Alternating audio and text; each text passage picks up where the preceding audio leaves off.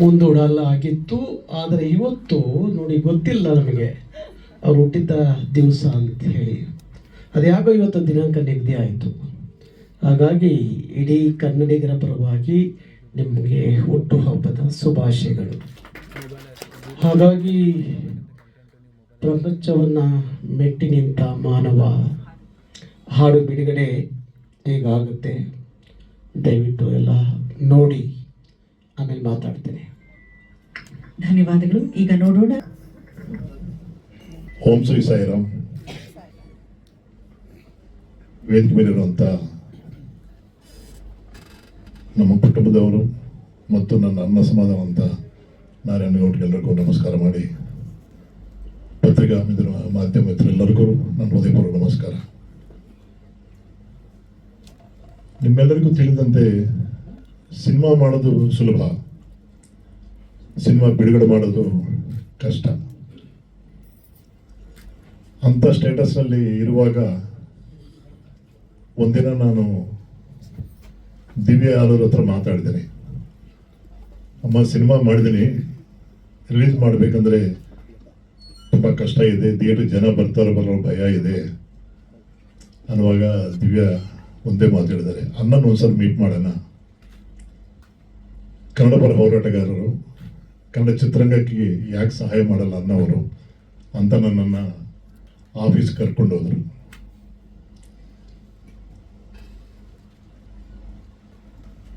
ಅವ್ರು ರಿಸೀವ್ ಮಾಡ್ಕೊಳ್ಳೋದು ವಿಧ ಆಗ್ಬೋದು. ನಾನು ಎರಡೇ ಮಾತಾಡಿದ್ದೀನಿ, ಅಣ್ಣ ನಾನು 105 ಪಿಕ್ಚರ್ ಮಾಡಿದ್ದೀನಿ, ಸುಖ ನೋಡಿದ್ದೀನಿ, ಕಷ್ಟ ನೋಡಿದ್ದೀನಿ,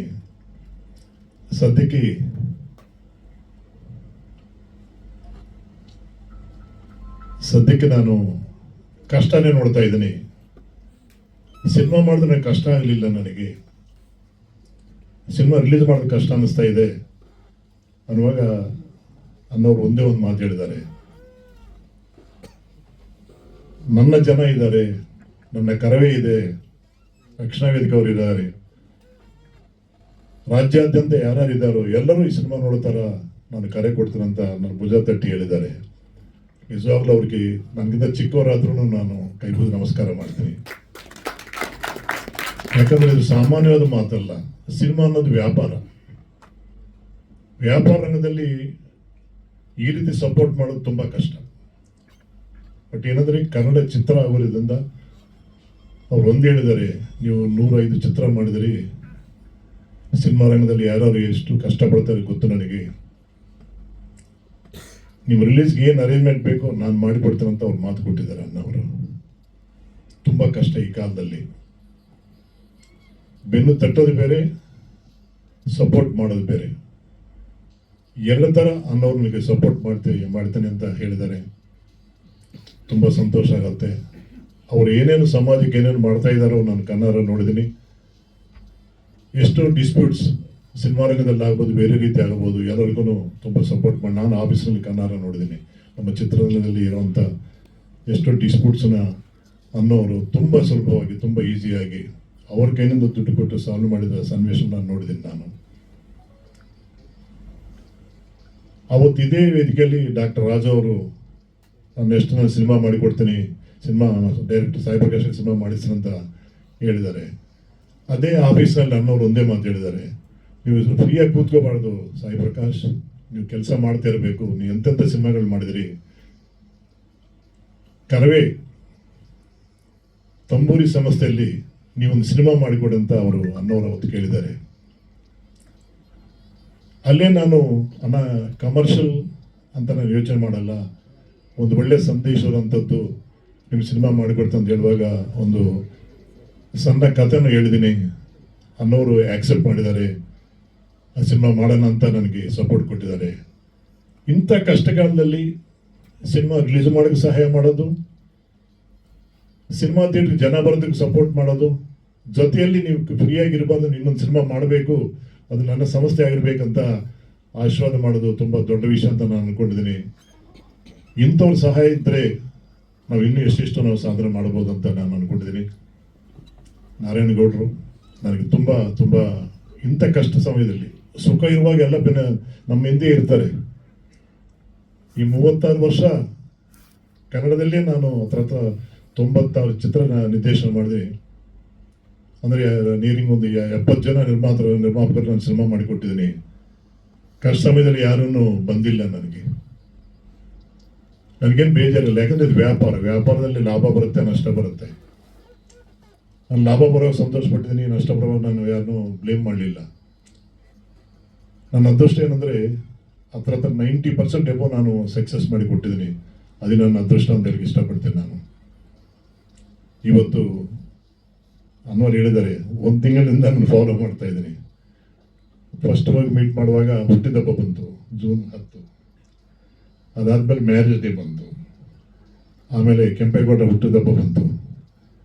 ಇವತ್ತು ನನ್ನ ಹುಟ್ಟಿದಬ್ಬ ಬಂತು. ನನ್ನ ಟೈಮ್ ಚೆನ್ನಾಗಿದೆ. ಇವತ್ತು ಅನ್ನೋರು ಬಂದು ಬಳಗ ಎಲ್ಲ ಸೇರಿ ಸಿನಿಮಾ ನೋಡಿದ್ದಾರೆ. ನಾನು 90 ನನ್ನ ಥಿಯೇಟರ್ ಹೋಗಿ ಕೂತ್ಕೊಂಡಿದ್ದೀನಿ. ನಾನು ತುಂಬ ರೆಸ್ಪಾನ್ಸ್ ಇತ್ತು. ತುಂಬ ಜನ ಡೈಲಾಗ್ ಅವರೇ ಹೇಳ್ತಾ ಇದ್ದಾರೆ. ಅಂದರೆ ಇದು ತುಂಬ ಹತ್ರ ಇರುವಂಥ ಸಿನಿಮಾ ಅಂತ ನನಗೆ ಅನ್ನಿಸ್ತು. ನನಗೂ ಗೊತ್ತು, ನನಗೆ ಹತ್ರವಾಗಿರೋ ಸಿನಿಮಾನೇ ಇದು. ಈ ಸಿನಿಮಾ ನೋಡುವಾಗ ನಮ್ಮ ಸ್ನೇಹಿತರ ಮನೆ ಆಗ್ಬೋದು, ನಮ್ಮ ನೆಂಟರ ಮನೆ ಆಗ್ಬೋದು, ಅಕ್ಕಪಕ್ಕವ್ರ ಮನೆ ಆಗ್ಬೋದು, ಇದು ನೋಡ್ತಾ ಇದ್ದೀವಿ. ಈ ರೀತಿ ಆಗಬಾರದು ಅನ್ನೋ ಮನಸ್ಸು ಅನ್ನಿಸ್ತದೆ. ಈ ಸಿನಿಮಾ ನೋಡಿ ಮನೆಗೆ ಹೋದ್ಮೇಲೆ ತುಂಬ ಯೋಚನೆ ಮಾಡ್ತಾರೆ. ಅಂತ ಯೋಚನೆ ಮಾಡೋಂಥ ಸಿನಿಮಾ ಈ ಸೆಪ್ಟೆಂಬರ್ 10 ಆತ್ಮಹತ್ಯೆ ನಿವಾರಣಾ ದಿನ. ಸಾಯಕ್ಕೂ ಮಾಡೋ ಧೈರ್ಯ, ಬದುಕಕ್ಕೂ ಮಾಡಿ ಅನ್ನೋದೇ ಒಂದು ಕಾನ್ಸೆಪ್ಟ್ ಸಿನಿಮಾ ಮಾಡಿದ್ದೀನಿ. ಮಾಧ್ಯಮದವ್ರನ್ನ ಪ್ರತಿ ಪ್ರೆಸ್ ಮೀಟಲ್ಲಿ ನಾನು ಕೇಳೋದು ಒಂದೇ, ಇವತ್ತು ಚಿತ್ರರಂಗದಲ್ಲಿ ತುಂಬ ಕಷ್ಟ ಅನುಭವಿಸ್ತಾ ಇದ್ದಾರೆ ನಿರ್ಮಾಪಕರು, ನಿರ್ದೇಶಕರು. ಯಾರು senior producers, senior director cinema ಮಾಡ್ತಾರೋ ಅವನ್ನ ಸ್ವಲ್ಪ ಫ್ರಂಟ್ ಪೇಜ್ ಇತ್ತಂದರೆ ಪುನಃ ಹಳೆಗೆ ಸ್ವರ್ಣ ಈಗ ಬರುತ್ತಂತ ನಾನು ನಂಬ್ಕೊಂಡಿದ್ದೀನಿ. ದಯವಿಟ್ಟು ನಿಮ್ಮೆಲ್ಲರ ಸಹಕಾರ ಇರಲಿ ಅಂತ ಮತ್ತೊಮ್ಮೆ ಕೇಳ್ಕೊತಾ ಇದ್ದೀನಿ. Om Shri Sairam. God bless you. ಒಳ್ಳೆದಾಗಲಿ ಸರ್. ಆದಷ್ಟು ಎಲ್ರಿಗೂ ನಮಸ್ಕಾರ. ಮೊದಲನೇದಾಗಿ ಬಂದಿರುವಂಥ ನಮ್ಮ ಕರ್ನಾಟಕ ರಕ್ಷಣಾ ವೇದಿಕೆ ನಾರಾಯಣಗೌಡ ಅವರಿಗೆ ನಮಸ್ಕಾರ. ಆಮೇಲೆ ನನಗೆ ಅವಕಾಶ ಕೊಟ್ಟಿರುವಂಥ ನಮ್ಮ ಡೈರೆಕ್ಟರ್ ಸಾಯಿ ಪ್ರಕಾಶ್ ಅವರಿಗೆ ನಮಸ್ಕಾರ. ಆಮೇಲೆ ಈ ವೇದಿಕೆ ಮೇಲೆ ಇರುವಂಥ ಗಣ್ಯರಿಗೆಲ್ರಿಗೂ ನನ್ನ ನಮಸ್ಕಾರ. ಇಲ್ಲಿ ಬಂದಿರುವಂಥ ಮಾಧ್ಯಮ ಮಿತ್ರರೆಲ್ರಿಗೂ ನನ್ನ ನಮಸ್ಕಾರ. ತುಂಬ ಅದೃಷ್ಟ ಅನಿಸ್ಬೋದು ನನಗೆ, ಯಾಕಂದರೆ 1105ನೇ ಚಿತ್ರ ನನ್ನ ಮೊದಲನೇ ಚಿತ್ರ. ಇದರಲ್ಲಿ ಇನ್ನೊಂದೊಂದು ವಿಶೇಷ ಇದೆ. ನಾನು ಫಸ್ಟು ನನಗೆ ಶೀಲ್ಡ್ ಕೊಟ್ಟು ನನ್ನ ಸನ್ಮಾನ ಮಾಡಿರೋದು ನಮ್ಮ ನಾರಾಯಣಗೌಡರವರು. ಸಿನಿಮಾ ಬರೋಕ್ಕಿಂತ ಮುಂಚೆನೇ ಫಿನಿಕ್ಸ್ ಮಾಲಲ್ಲಿ ಒಂದು ಫಂಕ್ಷನ್ ನಡೆದಿತ್ತು. ಆ ಟೈಮ್ ನಾನು ಇನ್ನೂ ಆ್ಯಕ್ಟರ್ ಆಗಿಲ್ಲ. ಆ ಟೈಮ್ಗೆ ಆ ನಾರಾಯಣಗೌಡರವರು ನನಗೆ ಸನ್ಮಾನ ಮಾಡಿದ್ದಾರೆ. ಸೊ ತುಂಬ ಸಂತೋಷ ಆಗ್ತಾಯಿದೆ.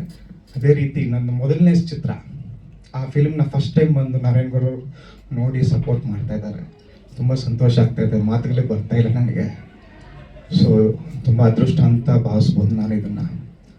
ಆಮೇಲೆ ಈ ಸಿನಿಮಾ ಬಂದ್ಬಿಟ್ಟು ನಾವು ಒಂದು ಒಳ್ಳೆ ಮೆಸೇಜ್ಗೋಸ್ಕರ ಮಾಡಿದ್ದೀವಿ. ನೀವೆಲ್ಲರೂ ಸಪೋರ್ಟ್ ಮಾಡಬೇಕಂತ ನಾನು ಬೇಡ್ಕೊಳ್ತಾ ಇದ್ದೀನಿ.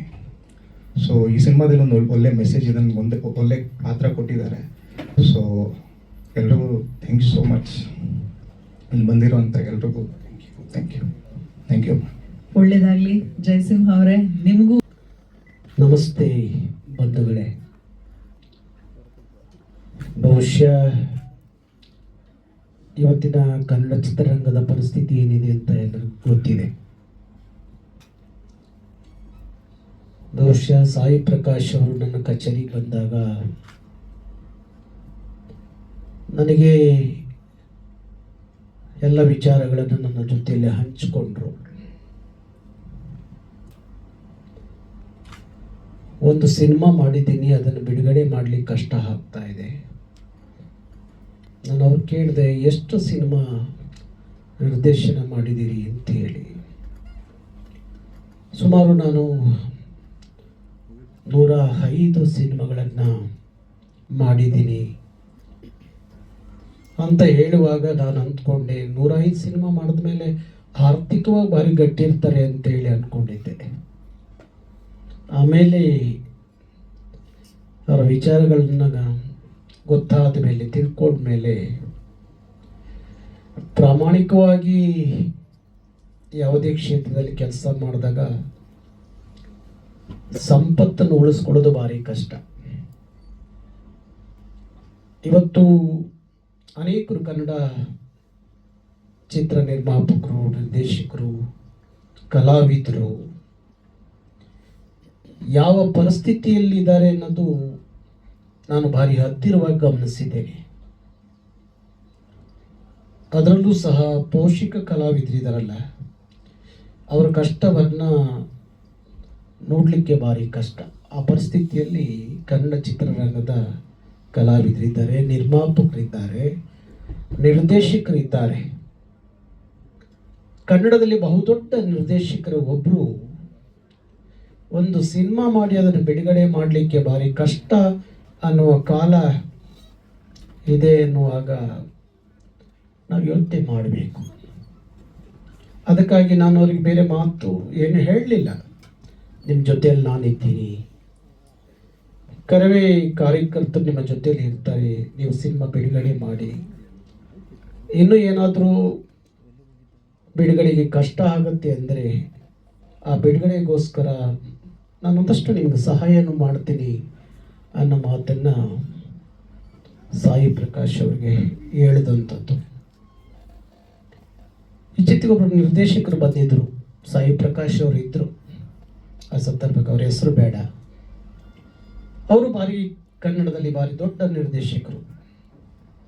ಬರೀ 6.5-7 ಲಕ್ಷ ದುಡ್ಡು ಕಟ್ಟಲಿಕ್ಕೆ ಆಗದಲ್ಲೇ ಎಷ್ಟು ಕಷ್ಟದಲ್ಲಿ ನೊಂದು ನನ್ನ ಕಚೇರಿಯಲ್ಲಿ ಕೂತು ಮಾತಾಡ್ತಿದ್ರು ಅಂದರೆ ಭಾರಿ ಆಶ್ಚರ್ಯ ಆಯಿತು.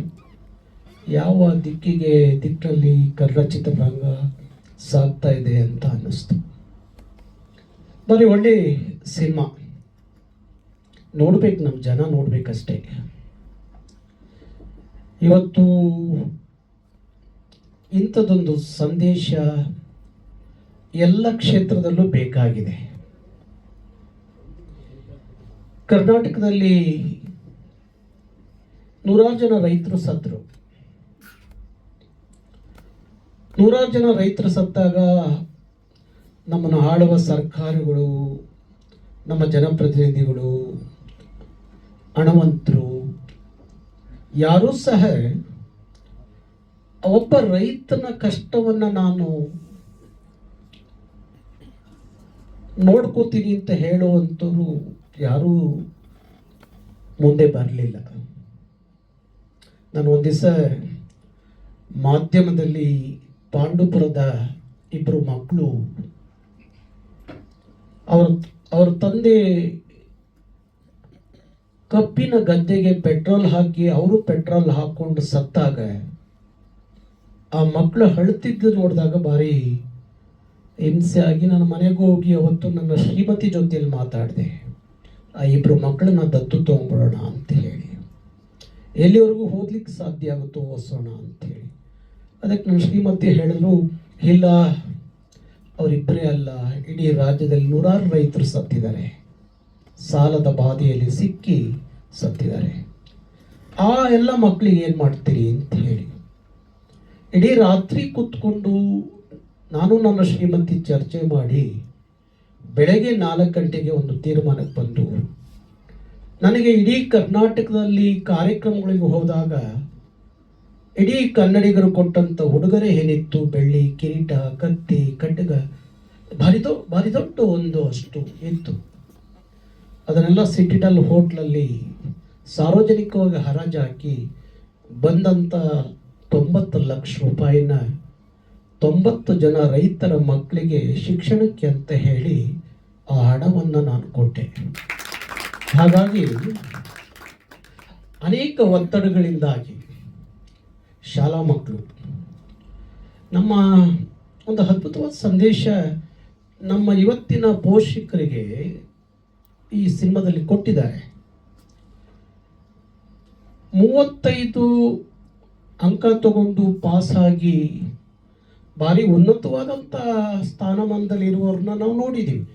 ನಾನು 8ನೇ ಕ್ಲಾಸ್ ಓದಿದ್ದು, 9ನೇ ಕ್ಲಾಸಿಗೆ ಹೋಗಲೇ ಇಲ್ಲ. ಸಮಾಜದಲ್ಲಿ ಇವತ್ತೊಂದು ಒಳ್ಳೆಯ ಹೆಸರನ್ನ ಇಟ್ಕೊಂಡಿಲ್ವಾ? ಕೇವಲ 1-2 ಮಾರ್ಕ್ಸ್ ಬರಲಿಲ್ಲ ಅನ್ನೋ ಕಾರಣಕ್ಕೋಸ್ಕರ ಮಕ್ಕಳ ಮೇಲೆ ತಂದೆ ತಾಯಿ ಅವ್ರಿಗೆ ಹಿಂಸೆ ಕೊಟ್ಟು ಆ ಮಕ್ಕಳು ಸಾಯೋ ರೀತಿಯಲ್ಲಿ ಎಷ್ಟೋ ಜನರ ಕಣ್ಣು ಮುಂದೆ ನಾವು ನೋಡಿದ್ದೀವಿ. ಈ ಸಿನಿಮಾ ನೋಡುವಾಗ ನನಗೆ ಅನಿಸಿದ್ದೇನು ಅಂದರೆ, ಅವೆಲ್ಲ ನಮ್ಮ ಕಣ್ಮುಂದೆ ಬಂದಂಥ ಕಥೆಗಳಾಗಿ ಕಾಣ್ತಾ ಇತ್ತು. ಅದು ಕಥೆಯೂ ಆಗಿತ್ತು, ವ್ಯಥೆಯೂ ಆಗಿತ್ತು ಅಂತ ಅನೇಕ ಕ್ಷೇತ್ರದಲ್ಲಿ ಏನೆಲ್ಲ ಜನರು ಒತ್ತಡಕ್ಕೆ ಇದಾಗ್ತಾರೆ, ಶರಣಾಗ್ತಾರೆ, ಸಾವಿಗೆ ಒಂದು ಅದ್ಭುತವಾದ ಕೊನೆಗೆ ಒಂದು ಸಂದೇಶ ಕೊಡ್ತಾರೆ. ಸಾಯಬೇಕಾದ್ರೆ ಬಹುಶಃ ಅಷ್ಟೊಂದು ಸುಲಭವಾಗಿ ಸಾಯಕ್ಕಾಗಲ್ಲ, ಬರೀ ಧೈರ್ಯ ಮಾಡೇ ಸಾಯಬೇಕಾದ್ರೆ ಸಾಯಕ್ಕೆ ಅಷ್ಟೊಂದು ಧೈರ್ಯ ಮಾಡೋದಾದರೆ ಆ ಧೈರ್ಯವನ್ನು ಬದುಕಲಿಕ್ಕೆ ಯಾಕೆ ಮಾಡಬಾರ್ದು ಅನ್ನೋ ಒಂದು ಅದ್ಭುತವಾದಂಥ ಸಂದೇಶವನ್ನು ಸಿನಿಮಾದಲ್ಲಿ ಕೊಡ್ತಾರೆ. ಹಾಗಾಗಿ ಎಲ್ಲ ಒತ್ತಡಗಳ ಮಧ್ಯದಲ್ಲೂ ಸಹ ಬದುಕಿ ತೋರಿಸ್ಬೋದು ಅನ್ನೋದು ಕೊನೆಗೆ ಒಂದು ಸಂದೇಶ. ಹಾಗಾಗಿ ಇದು ಇವತ್ತೆಲ್ಲ ಜನರಿಗೆ ತಲುಪುವಂಥದ್ದು ಆಗಬೇಕು. ನಮ್ಮ ಜನ ಸಿನಿಮಾ ನೋಡಬೇಕು. ನನಗನ್ಸುತ್ತೆ ನೋಡ್ತಾರೆ ಅಂತ ಹೇಳಿ ನಾನು ಅಂದ್ಕೊಂಡಿದ್ದೀನಿ. ಅವ್ರು ಯಾರೂ ನೋಡಲಿಲ್ಲ ಅಂದ್ರೂ 31 ಜಿಲ್ಲೆ 224 ವಿಧಾನಸಭಾ ಕ್ಷೇತ್ರದಲ್ಲಿ ಕರ್ನಾಟಕ ರಕ್ಷಣಾ ವೇದಿಕೆ ಕಾರ್ಯಕರ್ತರು ನಿಮ್ಮ ಸಿನಿಮಾ ನೋಡ್ತಾರೆ. ಆ ನೋಡಲಿಕ್ಕೆ ನಾನು ಒಂದು ಸಂದೇಶವನ್ನು ಕಳಿಸ್ಕೊಡ್ತೀನಿ.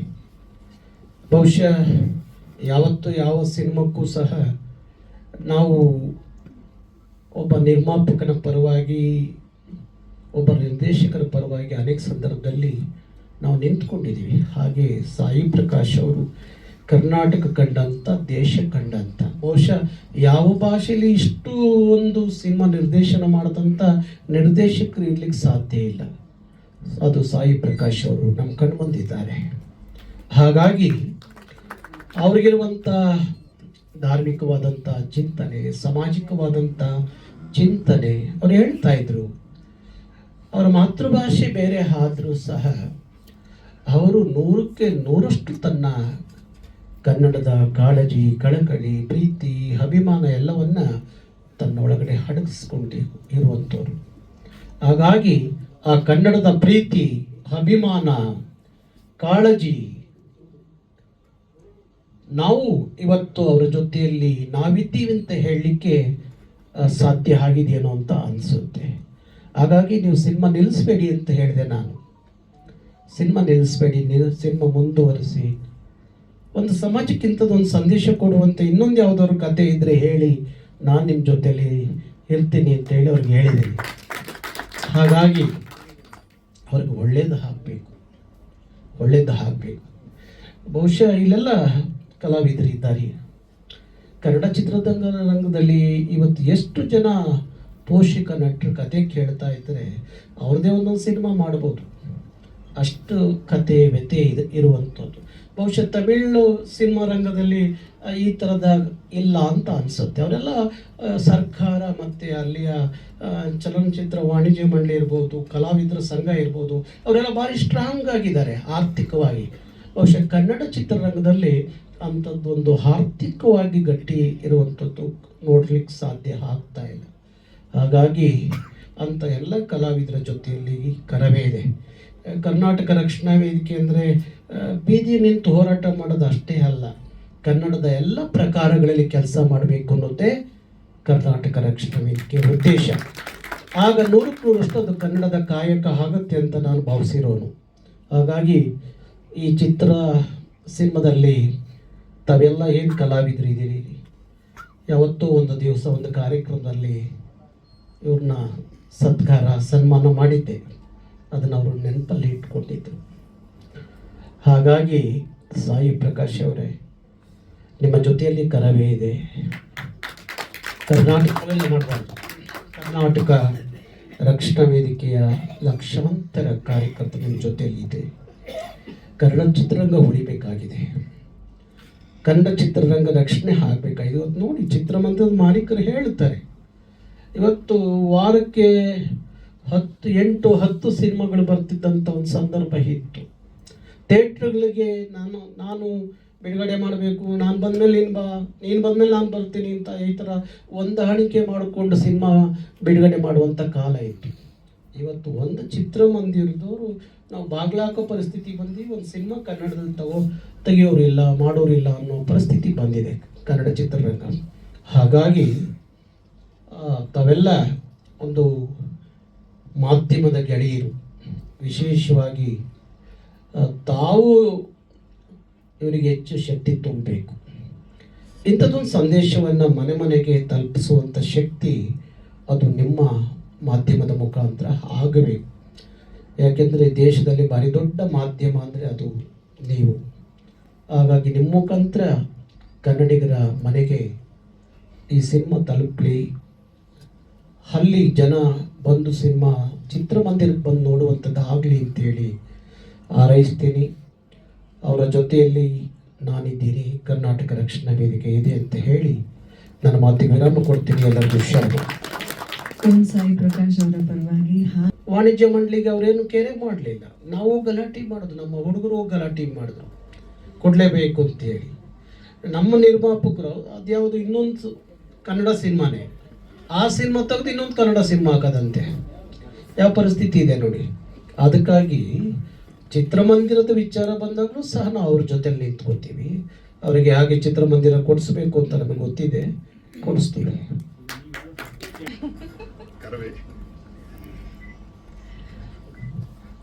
ಎಲ್ರಿಗೂ ನಮಸ್ಕಾರ.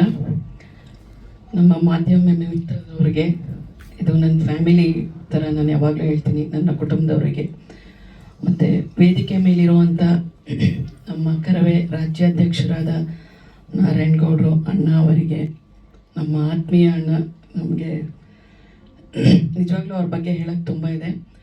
ಹಾಗೂ ನಮ್ಮ ಸಾಯಿ ಪ್ರಕಾಶ್ ಅವ್ರಿಗೆ, ವೇದಿಕೆ ಮೇಲಿರುವಂಥ ಎಲ್ಲ ಗಣ್ಯರಿಗೆ ನಿಮ್ಮ ಪ್ರಿಯ ಹಾಸನ್ ಮಾಡುವ ನಮಸ್ಕಾರಗಳು.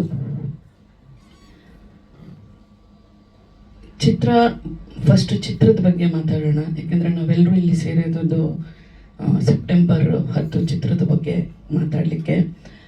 ಚಿತ್ರಾನ ನಾನು ಸಾಯಿ ಪ್ರಕಾಶ್ ಸರ್ ಫೋನ್ ಮಾಡಿದಾಗ ನಿಜವಾಗ್ಲೂ ನಾನು ಈ ಸಿನಿಮಾ ನೋಡಲೇಬೇಕಂತ, ಯಾಕೆಂದರೆ ತುಂಬ ವರ್ಷಗಳ ನಂತರ ಆದಮೇಲೆ ಅವರು ಸಿನಿಮಾ ಮಾಡ್ತಾ ಇದ್ದಾರೆ. ಮುಂಚೆ ಅವ್ರ ಸಿನಿಮಾಗಳೆಲ್ಲ ನಾನು ನೋಡಿದ್ದೀನಿ, ನನಗೂ ಸಹ 2 ಕಥೆಗಳನ್ನ ಹೇಳಿದರು, ನಾವು ಸಹ ಜೊತೆಗೆ ಸಿನಿಮಾ ಮಾಡಬೇಕಿತ್ತು ಅವಾಗ. ಸೊ ಬಂದೆ, ಚಿತ್ರನ ನೋಡಿದೆ, ನನಗೆ ತುಂಬ ಸಂತೋಷ ಆಯಿತು. ಇದು ಕಮರ್ಷಿಯಲ್ ಆಸ್ಪೆಕ್ಟ್ಸ್ ಇಲ್ಲದೇ ಇರೋವಂಥ ಚಿತ್ರ ಆದ್ರೂ ಒಂದು ಒಳ್ಳೆ ಕಂಟೆಂಟ್, ಇವಾಗ ಏನು ಕಂಟೆಂಟ್ ಇರೋವಂಥ ಚಿತ್ರಗಳು ಮಾಡಬೇಕು. ಯಾಕಂದರೆ ಇವಾಗ ಮುಂಚೆ ಥರ ಇಲ್ಲ, ತುಂಬಾ ಬದಲಾಗಿದೆ, ಡಿಜಿಟಲ್ ಆಗಿದೆ, ಮತ್ತು ಪ್ರೇಕ್ಷಕರ ಒಂದು ಏನು ಅಭಿರುಚಿ ಇದೆ ಅದು ಬದಲಾಗಿದೆ, ಎಲ್ಲ ಟ್ರೆಂಡ್ ಫುಲ್ ಎಲ್ಲ ಅಪ್ಡೇಟ್ ಆಗಿದ್ದಾರೆ. ಸೊ ಆ ಒಂದು ಇದಕ್ಕೆ ಚಿತ್ರ ಇರುತ್ತೆ ಅಂತ ನಾನು ಬಂದು ನೋಡಿದೆ. ತುಂಬ ಒಳ್ಳೆಯ ವಿಷಯಗಳನ್ನ ಹೇಳಿದ್ದಾರೆ. ನಾನು ಒಂದು ಹೇಳೋದೇನೆಂದರೆ, ಏನೇ ಟ್ರೆಂಡ್ ಚೇಂಜ್ ಆಗಲಿ, ಏನೇ ಚೇಂಜ್ ಆದ್ರೂ ನಮ್ಮ ಒಂದು ಸಂಬಂಧಗಳು, ನಮ್ಮ ವಿಶ್ವಾಸ, ನಮ್ಮ ಬಾಂಧವ್ಯ, ಕುಟುಂಬ, ಈ ಒಂದು ಬೇಸಿಕ್ ಇರುತ್ತಲ್ಲ, ಆ ಬೇಸಿಕ್ ಯಾವತ್ತೂ ಚೇಂಜ್ ಆಗಲ್ಲ ಅಲ್ವಾ. ನಮ್ಮ ಮಕ್ಕಳು ಅಂದಾಗ ನಾವು ಮಿಡಿತೀವಿ. ಅದರಲ್ಲಿ ಒಂದು 7 ಕುಟುಂಬದ ಬಗ್ಗೆ ಕತೆ ಹೇಳಿದ್ದಾರೆ. ಎಲ್ಲ ನಮ್ಮ ರಿಯಲ್ ಇನ್ಸಿಡೆಂಟ್ಸ್ ನಡೆದಂಗಿದೆ, ಎಲ್ಲರೂ ಮನೆಗಳಲ್ಲಿ ನಡೆಯುವಂಥ ಕತೆಗಳು. ಆ ಸೀನ್ ನಮ್ಮ ಕಣ್ಮುಂದೆ ಬಂದೋದಾಗ ಹೌದಲ್ವಾ, ಕೆಲವೊಬ್ಬರಿಗೆ ಅವ್ರ ಮನೆಗಳಲ್ಲಿ ಈ ಥರ ಒಂದು ಇನ್ಸಿಡೆಂಟ್ ನಡೆದಾಗ ಅವ್ರಿಗೆ ಅದು ಅರಿವಾಗುತ್ತೆ, ಓ ಹೌದಲ್ವಾ, ನಾವು ಪ್ರೆಷರ್ ಕೊಡ್ತಾ ಇದ್ದೀವಿ ಮಕ್ಕಳಿಗೆ ಅಂತ. ಎಷ್ಟೋ ಜನ ಇದನ್ನ ತಿದ್ಕೋತಾರೆ. ತುಂಬ ಒಳ್ಳೆ ಸಿನಿಮಾ ಮಾಡಿದ್ದಾರೆ. ಜನಕ್ಕೆ ಅದು ರೀಚ್ ಆಗೋದು ತುಂಬ ಮುಖ್ಯ. ಇವಾಗ ಹೇಗಾಗಿದೆ ಅಂದರೆ, ಕಮರ್ಷಿಯಲ್ ಸಿನಿಮಾ ಮಾಡಿದ್ರೆ ಒಂಥರ, ಕಂಟೆಂಟ್ ಇರೋ ಸಿನಿಮಾ ಮಾಡಿದ್ರೆ ಒಂಥರ. ಜನಕ್ಕೆ ರೀಚ್ ಆಗೋದಕ್ಕೆ ಏನು ಇಂಪಾರ್ಟೆಂಟ್ ಮ್ಯಾಟ್ರ್ ಇರುತ್ತಲ್ಲ, ಅದನ್ನು ಇವತ್ತು ಫೋನಲ್ಲಿ, ಇನ್ಸ್ಟಾಗ್ರಾಮಲ್ಲಿ, ಫೇಸ್ಬುಕ್ಕಲ್ಲೇ ನೋಡ್ಬಿಟ್ಟಿರ್ತಾರೆ ನಮ್ಮ ಜನ. ಅದಕ್ಕೆ ಇಷ್ಟು ಕಷ್ಟಪಟ್ಟು ಇಷ್ಟು ಕೋಟ್ಯಾಂತರ ರೂಪಾಯಿ ಇನ್ವೆಸ್ಟ್ ಮಾಡಿ ಸಿನಿಮಾ ಮಾಡಿ, ಅದನ್ನು ಥಿಯೇಟ್ರಿಗೆ ರಿಲೀಸ್ ಮಾಡಿ, ಪಬ್ಲಿಸಿಟಿ ಮಾಡಿ, ಇದಕ್ಕೆಲ್ಲ ನಮ್ಗೆ ಎಷ್ಟು ಸಮಯ ಹಿಡಿಯುತ್ತೆ, ಎಷ್ಟು ಹಣ ಖರ್ಚಾಗುತ್ತೆ. ಆದರೆ ಒಂದು ಫೋನ್ ಇಟ್ಕೊಂಡು ಸಿನಿಮಾ ಮಾಡಿ ಫೋನಲ್ಲೇ ಜನಕ್ಕೆ ತಲುಪಿಸ್ತಾರೆ. ಅದು ಎಷ್ಟು ಬೇಗ ರೀಚ್ ಆಗ್ತಾ ಇದೆ. ಏನಕ್ಕೆ ಇವತ್ತು ಪ್ರೊಡ್ಯೂಸರ್ಗಳು ತೊಂದರೆಲಿದ್ದಾರೆ? ಯಾಕಂದರೆ ನಾನು ವಾಣಿಜ್ಯ ಮಂಡಳಿನಲ್ಲಿ ಪ್ರೊಡ್ಯೂಸರ್ ಅಸೋಸಿಯೇಷನಲ್ಲೂ ಸಹ ಇರೋದ್ರಿಂದ ಹೇಳ್ತಾ ಇದ್ದೀನಿ. ಇವಾಗ ಅಣ್ಣ ಮಾತಾಡ್ಬೇಕಾದ್ರೆ ಹೇಳ್ತಾ ಇದ್ರು, ಕಲಾವಿದರು ಗತಿ ಏನು, ಇಷ್ಟು 105 ಸಿನಿಮಾ ಮಾಡಿ ಡೈರೆಕ್ಟರ್ ಈ ಪರಿಸ್ಥಿತಿಲಿ ಇದ್ದಾರೆ. ಎಷ್ಟೋ ಜನ ನಿರ್ಮಾಪಕರು ಇವತ್ತು ಇದೇ ಪರಿಸ್ಥಿತಿ, ತುಂಬ ಕಷ್ಟದಲ್ಲಿದ್ದಾರೆ. ಯಾಕೆ ಅಂದರೆ, ಸಾಕಷ್ಟು ವ್ಯವಸ್ಥೆಗಳು ಬದಲಾಗಬೇಕು. ನಿರ್ಮಾಪಕರು ಹಣ ಹಾಕೋರಿಗೆ ಹಣ ವಾಪಸ್ ಬರೋ ರೀತಿ ಅಂತ ಒಂದು ವ್ಯವಸ್ಥೆ ಇರಬೇಕು. ಆ ವ್ಯವಸ್ಥೆಗಳು ಸರಿ ಹೋದರೆ ಅವಾಗಷ್ಟೇ ನಿರ್ಮಾಪಕರು ಉಳಿಯೋಕ್ಕಾಗೋದು. ನಿರ್ಮಾಪಕರು ಉಳಿದ್ರೆ ಅವರು ಸಿನಿಮಾಗಳನ್ನ ಮಾಡೋಕ್ಕೆ ಸಾಧ್ಯ ಆಗುತ್ತೆ. ಸಿನಿಮಾಗಳನ್ನ ಮಾಡಿದ್ರೆ ಮಾತ್ರ ಕಲಾವಿದರಾಗಲಿ, ಟೆಕ್ನಿಷಿಯನ್ಸ್ ಆಗಲಿ ಎಲ್ಲರಿಗೂ ಒಂದು ಅವಕಾಶ ಸಿಗುತ್ತೆ. ಒಳ್ಳೊಳ್ಳೆ ಸಿನಿಮಾಗಳು ಹೊರಗೆ ಬರುತ್ತೆ. ಇಲ್ಲಿ ಎಲ್ಲಿ ಬೇಸಿಕ್ ಇದೇ ಸರಿ ಇಲ್ಲ ಅಂದಾಗ ಎಷ್ಟು ಸಿನಿಮಾಗಳು ಮಾಡ್ತಾರೆ. ಹೊಸ ಹೊಸ ನಿರ್ಮಾಪಕರು ಬಂದು ಇವತ್ತು ಸಿನಿಮಾ ಮಾಡ್ತಿದ್ದಾರೆ ಬಿಟ್ರೆ, ಇವತ್ತು ಸಿನಿಮಾ ಮಾಡೋಕ್ಕೆ 2 ಗುಂಡಿಗೆ ಬೇಕು ನಿಜವಾಗ್ಲೂ. ನಾವು ಅವಾಗ ಮಾಡಬೇಕಾದ್ರೇ ಕಷ್ಟ ಇತ್ತು, ಆದರೆ ಇವಾಗ ಇನ್ನೂ ಕಷ್ಟ ಇದೆ. ಸಿನಿಮಾ ಮಾಡೋದು ಈಸಿ, ಆದರೆ ಅದನ್ನು ತಲುಪಿಸಿ ಆ ಹಣ ವಾಪಸ್ ಬರೋದಿದೆಯಲ್ಲ, ಅದು ತುಂಬ ಕಷ್ಟ. ನಿರ್ಮಾಪಕನಿಗೆ ಹಣ ವಾಪಸ್ ಬಂದಿಲ್ಲ ಅಂದರೆ ಯಾರು ಕೇಳಲ್ಲ ರೀ, ಯಾರು ಕೇಳಲ್ಲ. ಅವ್ನ ಮನೆ ಮಾರ್ಕೊಂಡ ಹೆಂಡತಿ ಒಡವೆ ಮಾರೋದನ್ನ ಏನು ಮಾಡಿ ಸಿನಿಮಾ ಮಾಡೋದ್ನೋ, ಅವನಿಗೆ ದುಡ್ಡು ವಾಪಸ್ ಬಂತಾ ಬರಲ್ವಾ? ಅದಕ್ಕೆ ಯಾವುದೇ ಒಂದು ಕಾನೂನಿಲ್ಲ, ಅದಕ್ಕೆ ಯಾವುದೇ ಒಂದು ವ್ಯವಸ್ಥೆ ಇಲ್ಲ. ಆ ವ್ಯವಸ್ಥೆ ಆಗಬೇಕು ಫಸ್ಟು. ಆ ವ್ಯವಸ್ಥೆ ಆದರೆ ಮಾತ್ರನೇ ಚಿತ್ರರಂಗ ಉಳಿಯೋಕ್ಕೆ ಸಾಧ್ಯ ಅಂತ ನನ್ನ ಅನಿಸಿಕೆ. ಯಾಕಂದರೆ ನಾನು ಒಂದು ನಿರ್ಮಾಪಕಿಯಾಗಿ ಮೊದಲೆಲ್ಲ ನಾನು ತುಂಬ ಎಲ್ಲ ವಿಷಯದಲ್ಲೂ ಫೈಟ್ ಮಾಡಿದ್ದೀನಿ. ನೀವೆಲ್ಲರೂ ಆ ವಿಷಯದಲ್ಲಿ ನನಗೆ ಮಾಧ್ಯಮದವ್ರು ಸಪೋರ್ಟ್ ಮಾಡಿದ್ದೀರಾ. ಥಿಯೇಟ್ರಿಗೆ ಹಾಕೋದಾಗಿರ್ಬೋದು, ಥಿಯೇಟ್ರಿಂದ ಸಿನಿಮಾ ಕಿತ್ತಾಕಿದಾಗ ನಾನು ಹೋರಾಟ ಮಾಡಿದ್ದೀನಿ. ಎಲ್ಲ ವಿಷಯಗಳಲ್ಲೂ ನಾನು ಹೋರಾಟ ಮಾಡಿ ನಿಂತಿದ್ದೀನಿ ಸಿನಿಮಾ ಇಂಡಸ್ಟ್ರಿಯಲ್ಲಿ. ಇಷ್ಟು ವರ್ಷ ನಾನು ಬಂದು 21 ವರ್ಷ ಆಯಿತು ಸಿನಿಮಾ ಇಂಡಸ್ಟ್ರಿಗೆ ಬಂದು. ಎಲ್ಲ ರೀತಿಯಾದಂಥ ಒಂದು ಕಷ್ಟಗಳನ್ನ ನೋಡಿರೋದ್ರಿಂದ ನಾನು ಹೇಳ್ತಾ ಇದ್ದೀನಿ. ಇವತ್ತು ಸಹ ನಾನು ವಾಣಿಜ್ಯ ಮಂಡಳಿಲಾಗಲಿ, ಪ್ರೊಡ್ಯೂಸರ್ ಅಸೋಸಿಯೇಷನಲ್ಲಾಗಲಿ ಇರೋದಕ್ಕೆ ಇದೇ ಕಾರಣ. ನಮ್ಮ ಕೈಯಿಂದ ಏನೇ ಒಂದು ನಿರ್ಮಾಪಕರಿಗಾಗಲಿ, ಡಿಸ್ಟ್ರಿಬ್ಯೂಟರ್ಗಾಗಲಿ, ಕಲಾವಿದರಿಗಾಗಲಿ ಸಹಾಯ ಆಗೋ ಥರ ಇದ್ದರೆ ಖಂಡಿತ ನಾವು ಅದನ್ನು ಮಾಡಬೇಕು, ನಮ್ಮ ಚಿತ್ರರಂಗನ ಉಳಿಸ್ಬೇಕು ಅನ್ನೋ ಒಂದು ಆಸೆಯಿಂದ ನಾನು ಈ ಒಂದು ಕೆಲಸನ ಮಾಡ್ತಾ ಇರೋದು. ನಿಜವಾಗ್ಲೂ ಆ ವ್ಯವಸ್ಥೆ ಬದಲಾಗಕ್ಕೆ ಇವಾಗ ಅಣ್ಣ ಹೇಳಿದ್ರು, ಇದು ಒಂದು ಹೊಸ ಅಧ್ಯಾಯ ಸ್ಟಾರ್ಟ್ ಆಗ್ತಾ ಇದೆ. ನಿಜವಾಗ್ಲೂ ಅಣ್ಣ ಹೇಳಿದ ಪ್ರಕಾರ ಕರವೇ ಅವರು ಕನ್ನಡ ಚಿತ್ರರಂಗಕ್ಕೆ, ಕನ್ನಡಗೆ ನೆಲ ಜಲ ಅಂತ ಮಾತ್ರ ಹೋರಾಟ ಮಾಡಿಲ್ಲ, ತುಂಬ ಹೋರಾಟಗಳನ್ನ ಮಾಡಿದ್ದಾರೆ. ಅವ್ರ ಹೋರಾಟದ ಜೊತೆಗೆ ನಾನು ಸಹ ತುಂಬ ಹೋರಾಟಗಳಲ್ಲಿ ಕೈ ಜೋಡಿಸಿ ನಾನು ಅವ್ರ ಜೊತೆಗೆ ಹೋರಾಟಗಳನ್ನ ಮಾಡಿದ್ದೀನಿ. ಕನ್ನಡ ಚಿತ್ರರಂಗ ಉಳಿಯೋಕ್ಕೂ ಸಹ ಅವರು ಹೋರಾಟ ಮಾಡೋಕ್ಕೆ ನಿಂತಿದ್ದಾರೆ ಅಂದರೆ ನಿಜವಾಗ್ಲೂ ನಾನು ಹೃದಯಪೂರ್ವಕ ಅವ್ರಿಗೆ ಅಭಿನಂದನೆಗಳನ್ನ ಹೇಳಕ್ಕೆ ಇಷ್ಟಪಡ್ತೀನಿ. ಇದು ಒಂದು ಹೊಸ ಅಧ್ಯಾಯ ಶುರುವಾಗಲಿ. ಒಬ್ಬ ನಿರ್ಮಾಪಕ ಈ ಥರ ಆಗಿ ಕರವೇ ಅವರು ಎಲ್ಲ ರಾಜ್ಯಾದ್ಯಂತ ಕರವೇ ಅವರು ನಮ್ಮ ಕನ್ನಡಿಗರು ಇರೋದ್ರಿಂದ ಅವರೆಲ್ಲ ಸಿನಿಮಾ ನೋಡಿದ್ರೆ ಮೌತ್ ಟು ಮೌತ್ ಪಬ್ಲಿಸಿಟಿ ಆಗುತ್ತೆ. ಅರ್ಧ ಸಿನಿಮಾ ಗೆದ್ದಂಗೆ, ನಿರ್ದೇಶಕರಾಗಲಿ, ನಿರ್ಮಾಪಕರಾಗಲಿ, ಕನ್ನಡ ಸಿನಿಮಾಗಳಾಗಲಿ ಗೆದ್ದಂಗೆ. ಅದು ನಮ್ಮೆಲ್ಲ ಕನ್ನಡಿಗರಿಗೂ ಖುಷಿ ಆಗೋಂಥ ಒಂದು ವಿಷಯನೇ. ಸೊ ಇದರಿಂದನೇ ಒಂದು ಹೊಸ ಅಧ್ಯಾಯ ಸ್ಟಾರ್ಟ್ ಆಗಿ ಮತ್ತೆ ಹೊಸ ಒಂದು ನಿರ್ಮಾಪಕರಿಗಾಗಲಿ, ಕಲಾವಿದರಿಗಾಗಲಿ, ನಿರ್ದೇಶಕರಿಗಾಗಲಿ ಒಂದು ಸ್ಫೂರ್ತಿ ತುಂಬ್ದಂಗೆ ಆಗುತ್ತೆ. ನಿಜವಾಗ್ಲೂ ಇದೊಂದು ಒಳ್ಳೆ ಕೆಲಸ ಆಗಲಿ, ಒಳ್ಳೇದಾಗಲಿ. ಸಾಯಿ ಪ್ರಕಾಶ್ ಸರ್ಗೆ ಇನ್ನೂ ಒಳ್ಳೊಳ್ಳೆ ಸಿನಿಮಾಗಳನ್ನ ಮಾಡಲಿ ಅವರು. ಮತ್ತು ನಾನು ಅಣ್ಣವ್ರಿಗೂ ಹೇಳೋಕ್ಕೆ ಇಷ್ಟಪಡ್ತೀನಿ, ಅವ್ರಿಗೆ ನಿಜವಾಗ್ಲೂ ನಾನು ಅಭಿನಂದನೆಗಳನ್ನ ಹೇಳ್ತೀನಿ. ಈ ವ್ಯವಸ್ಥೆನ ಸರಿ ಮಾಡೋ ಅಂತ ಒಂದು ಪರಿಸ್ಥಿತಿ ಕ್ರಿಯೇಟ್ ಆದರೆ ತುಂಬ ಒಳ್ಳೆಯದು. ಯಾಕೆಂದರೆ ಅಣ್ಣ ಒಂದು ಉದಾಹರಣೆ ಹೇಳಿದ್ರು, 2 ಮಕ್ಕಳು ದತ್ತು ತಗೊಂಡ್ರೆ ಇಡೀ ಇಷ್ಟು ಜನ ಮಕ್ಳುಗಳು ಸೂಸೈಡ್ ಮಾಡ್ಕೊಂಡಿರಲ್ಲ, ಅವರಿಗೆಲ್ಲ ಏನು ಮಾಡೋದಂತ. ಇಲ್ಲಿ ಚಿತ್ರರಂಗದ ಪರಿಸ್ಥಿತಿನೂ ಹಾಗೆ ಆಗಿದೆ. ಇಲ್ಲಿ ಒಬ್ಬರು ಇಬ್ಬರಲ್ಲ, ತುಂಬ ಜನ ನಿರ್ಮಾಪಕರಾಗಲಿ, ಕಲಾವಿದರಾಗಲಿ ತೊಂದರೆನಲ್ಲಿದ್ದಾರೆ. ಅದಕ್ಕೆ ಸರಿಯಾದ ವ್ಯವಸ್ಥೆ ಮಾಡಬೇಕಂದಾಗ ನಾ ಹೇಳ್ದಂಗೆ ನಿರ್ಮಾಪಕರುಗಳಿಗೆ ದುಡ್ಡು ಬರಬೇಕು. ನಿರ್ಮಾಪಕರಿಗೆ ಹಣ ಯಾವತ್ತು ವಾಪಸ್ ಬರುತ್ತೋ ಅವತ್ತೇ ಇನ್ನೊಂದು ಸಿನಿಮಾ ಮಾಡೋ ಅಂಥ ಧೈರ್ಯ ಮಾಡೋಕ್ಕೆ ಸಾಧ್ಯ. ಆ ಒಂದು ವ್ಯವಸ್ಥೆ ಆಗಲಿ ಅಂತ ನಾನು ಆಶಿಸ್ತೀನಿ. ಆದಷ್ಟು ಬೇಗ ಅದಾಗುತ್ತೆ ಅನ್ನೋ ನಂಬಿಕೆ ಕೂಡ ನನಗಿದೆ. ನಿಮ್ಮೆಲ್ಲರ ಒಂದು ಸಹಾಯದಿಂದ ನೀವು ಅದಕ್ಕೆ ಮನಸ್ಸು ಮಾಡಬೇಕು. ಮುಂಚೆಯಿಂದ ನೀವು ಎಲ್ಲ ಒಂದು ಒಳ್ಳೆ ಕೆಲಸಗಳಿಗಾಗಲಿ, ಕನ್ನಡ ಚಿತ್ರರಂಗಕ್ಕಾಗಲಿ ತುಂಬ ಸಪೋರ್ಟ್ ಮಾಡಿದ್ದೀರಾ. Thank you so much. ಮುಂದೆ ಬರುವಂಥ ಕನ್ನಡ ಸಿನಿಮಾಗಳಿಗೂ ಸಹ ನಿಮ್ಮೆಲ್ಲರ ಒಂದು ಸಪೋರ್ಟ್ ಇರಲಿ. ಈ ಸಿನಿಮಾ ಆದಷ್ಟು ಬೇಗ ರಿಲೀಸ್ ಆಗಿ ಇದಕ್ಕೊಂದು ಒಳ್ಳೆ ರೆಸ್ಪಾನ್ಸ್ ಸಿಗಲಿ ಅಂತ ನಾನು ಆಶಿಸ್ತೀನಿ. Thank you. ಜೈ ಹಿಂದ್, ಜೈ ಕರ್ನಾಟಕ ಮಾತೆ. ಧನ್ಯವಾದಗಳು.